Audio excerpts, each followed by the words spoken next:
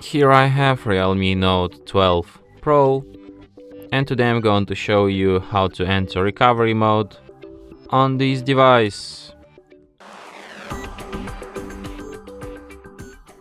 So to do this, firstly you have to turn your device off by holding down power key, then tap power off, and after your device turns off completely, you have to hold down combination of keys power key plus volume up at the same time for a couple of seconds like this, and after the screen turns on and you can see Realme logo appeared, you have to release power key and keep holding only volume up.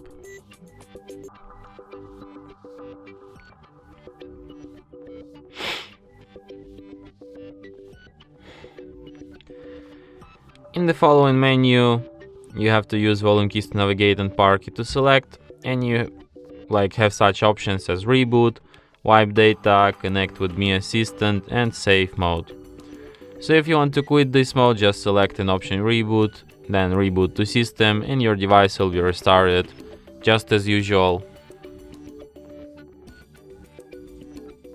And that's it. Thanks for watching. If you find this tutorial useful, don't forget to hit that like button and subscribe to our channel.